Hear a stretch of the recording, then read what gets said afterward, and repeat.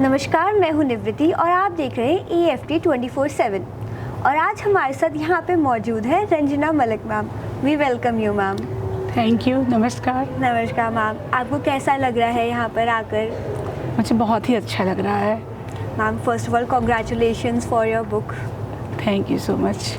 आप हमारे व्यूअर्स को बताना चाहेंगे वो किस बारे में है? जैसे मारवा सर ने रखा था साहित्य लेखन का बदलता स्वरूप, तो हम लोग राइटर्स मीट में आए थे, तो उसी विषय पर हमारा एक आलेख यानी आर्टिकल है और 2 कविताएं हैं। तो कविताएं की पुस्तक अलग है और आर्टिकल वाली अलग है, तो आज ही हमें मिली हुई है।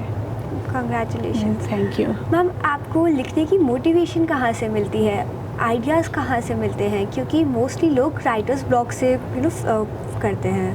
बहुत अच्छा सवाल है। मैं बचपन से ही लिखती थी, मैं बहुत बचपन से मतलब संवेदनशील थी, तो सोचती थी दिल से ही। और सबको वैसे तो हर चीज़ें अच्छी लगती थी, मगर अकेले बैठकर सोचना और चीज़ों को, प्रकृति को, चीज़ों को डायरी में कविता के तौर पर लिखती रहती थी। फिर आगे चल के वो स्कूल के पत्रिकाओं में, मैगजीन में छपा, उसके बाद कॉलेज में भी लिखा और इसके बाद शादी हो गई और व्यस्तता बढ़ गई। एक बड़ी जॉइंट फैमिली में आई, बच्चे, सास ससुर सब लोग, तो मतलब ये नहीं कहूँगी कि लिखना बंद हो गया, लिखती थी मगर वो डायरियों तक ही सीमित रहती थी।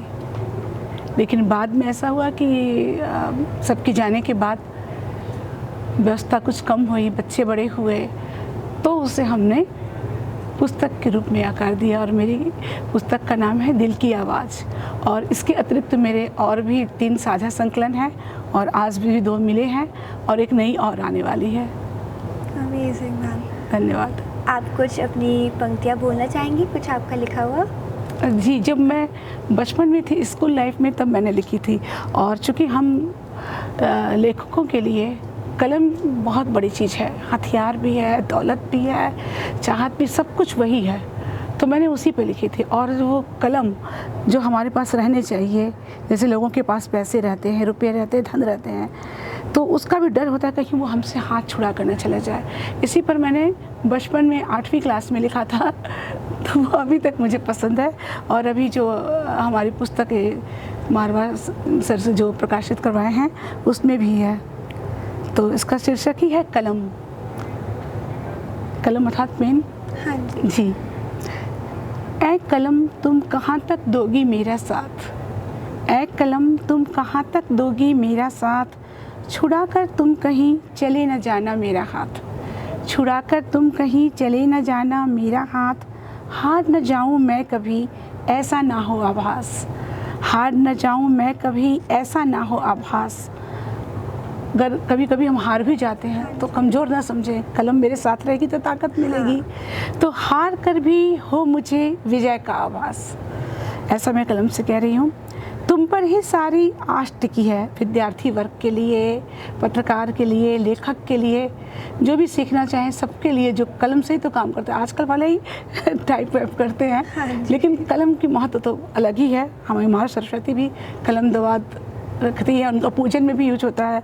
तो ये कहते तुम पर ही सारी आस टिकी है, तुम पर ही सारी आस टिकी है, क्योंकि तुमसे ही इतिहास लिखी है, तुम पर ही सारी आस टिकी है, क्योंकि तुमसे ही इतिहास लिखी है।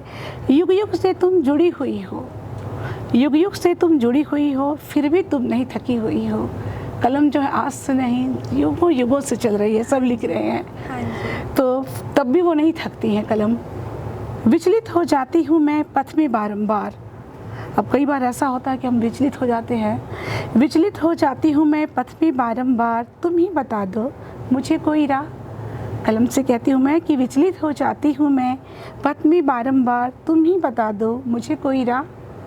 तुमसे ज़्यादा संघर्षमयी, तुमसे ज़्यादा संघर्षमयी कोई नहीं इस बार, मैंने पाई है तुमसे नसीहतें अपार, इसलिए ए कलम तुम्हें नमन बारंबार, इसलिए ए कलम तुम्हें नमन बारंबार। Amazing ma'am, amazing. धन्यवाद मैम। मेरी राइटर्स को लेके, पोइट्स को लेके हमेशा थोड़ी सी एक्स्ट्रा रिस्पेक्ट होती है, क्योंकि आपकी राइटिंग्स, आपकी कलम की वजह से कितने सारे लोगों की ज़िंदगी बुनी जाती है।